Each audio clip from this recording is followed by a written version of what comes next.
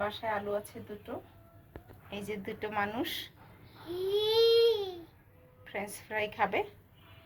দেখি ঝটপট French fry করা যায় কিনা।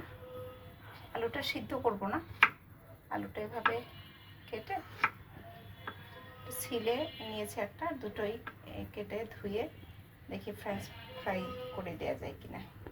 দুটো আলু ফ্রেঞ্চ ফ্রাই শেপে কেটে নিলাম, চুলাটা ধরিয়ে দিলাম, তেলটা গরম হতে থাকুক, আমি এই ফাঁকে একটু ধুয়ে নিচ্ছি।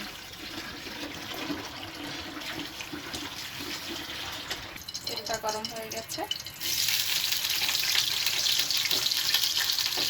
সিদ্ধ করে দিলে ভালো হয়, আমি সিদ্ধ করার সময় নেই, ইচ্ছাও নেই, এইভাবে ফ্রাই করি।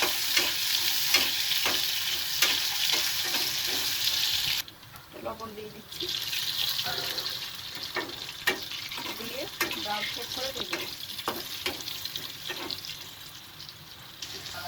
2-3 মিনিটের মধ্যেই আমার ফ্রেঞ্চ ফ্রাই রেডি।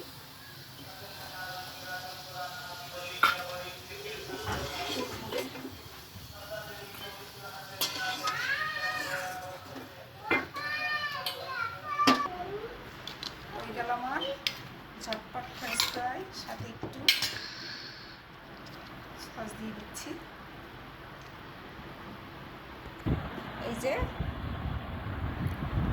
ছোট 2 মেম্বারের জন্য ফ্রেঞ্চ ফ্রাই রেডি। শুরু করো তোমরা, খেয়ে একটু টেস্ট করো।